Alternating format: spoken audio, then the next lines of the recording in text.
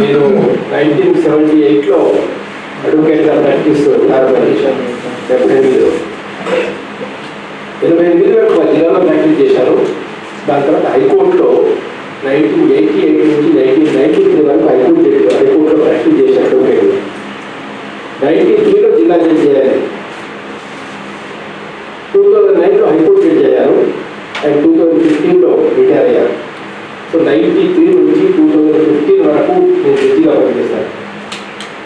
అనేక కేసులు చూసాం జీవితంలో.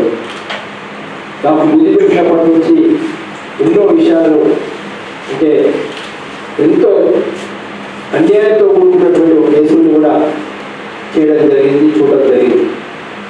కానీ నా జీవితం చూసినటువంటి అత్యంత ఘోరమైనటువంటి అన్యాయంలో రామకృష్ణ జరిగినటువంటి ఒక అన్యాయం అటువంటి ఘోరానికి ఘోరాల అన్యాయం ఒకటని చెప్పి నేను భావిస్తున్నాను.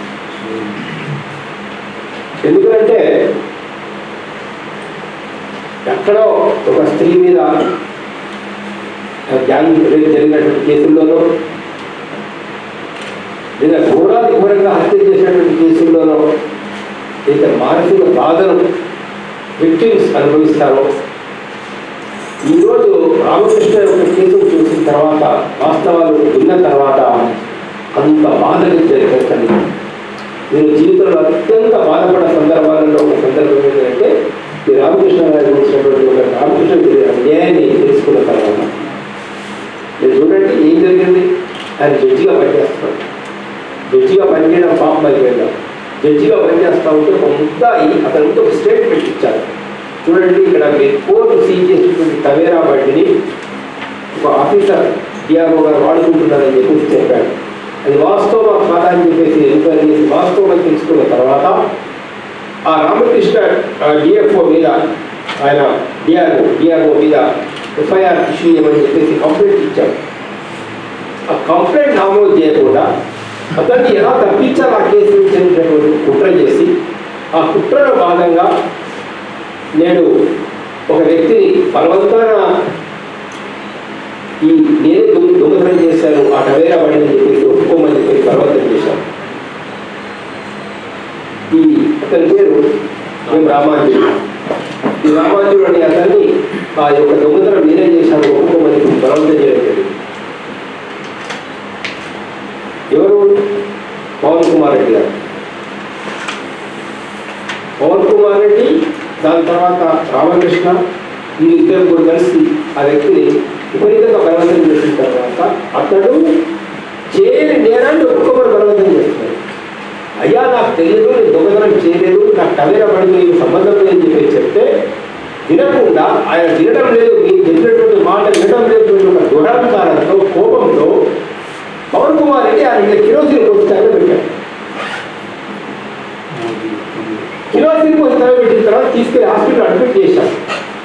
ప్రొసీజర్ ప్రకారం ఏంటంటే అతని యొక్క డైయింగ్ డిక్లరేషన్ మరణ వాగ్మూలాన్ని రికార్డ్ చేయాలి.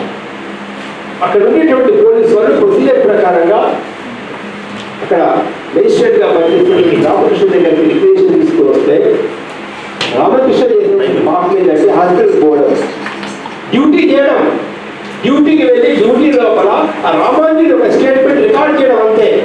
రామాంజుడు చెప్పినట్టు రికార్డ్ చేశాడు. ఆ రామాంజుడు ఏమని చెప్పాడు కన్నడ గురించి చాలా స్పష్టంగా చెప్పాడు.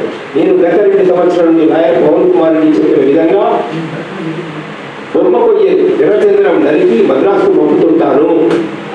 గత 2 రోజులుగా లాయర్ పవన్ కుమార్ రెడ్డి, సిఐ శ్రీరాములు గారు, ఫారెస్ట్ ఆఫీసర్ రామకృష్ణ గారు నన్ను తెల్ల కాగితాలపై సంతకాలు పెట్టమని బలవంతం చేస్తున్నారు. నేను ఎందుకు అని అడిగినాను. అందులోకి వారు కోపగించుకొని నీకు ఎందుకు రాకుండా మేము చూసుకుంటామని లాయర్ గారు అన్నారు. అందులోకి నేను మా ఇంట్లో వారిని అడ్డు పెడతాను. దానికి సిఐ గారు ఏమీ లేదు, ఫారెస్ట్ ఆఫీస్ నుంచి ఒక తమిళ బండిని దొరికించాలని ఒప్పుకున్నాడు. దాన్ని నేను ఒప్పుకోలేదు. తాగిన మత్తులో ఉన్న లాయర్ పవన్ కుమార్ రెడ్డి నాకు కిరోసిన్ పోసి లిప్పు పెట్టినాడు అని చాలా స్పష్టంగా చెప్పాను. దీన్ని ఒక చనిపోయేటటువంటి వ్యక్తి చెప్పినటువంటి చనిపోబోతున్నటువంటి వ్యక్తి చెప్పినటువంటి స్టేట్మెంట్ మెజిస్ట్రేట్ గారు డ్యూటీ ప్రకారంగా ధర్మంగా చట్ట ప్రకారంగా ఆయన యాజ్ ఇట్ ఈజ్ గా రికార్డ్ చేశాడు. ఈ విషయాన్ని తెలుసుకున్నటువంటి ఇక్కడ మెయిన్ ఇష్యూ ఏంటంటే ఈ విషయాన్ని తెలుసుకున్న తర్వాత జస్టిస్ నాగా నాగార్జున రెడ్డి గారు రామకృష్ణకు ఫోన్ చేసి నువ్వు మా తమ్ముడి పేరు తీసేయమని చెప్పి చెప్పడం, ఇలా అతని తమ్ముడి పేరు తీసేయడానికి ఒప్పుకోకపోయేసరికి దాని తర్వాత జరిగినటువంటి పరిణామాలన్నీ కూడా ఒకదాని తర్వాత ఒకటి ఎట్లా వచ్చినాయని చెప్పేసి మనం గమనించి మనం తెలుస్తూ ఉంటాం.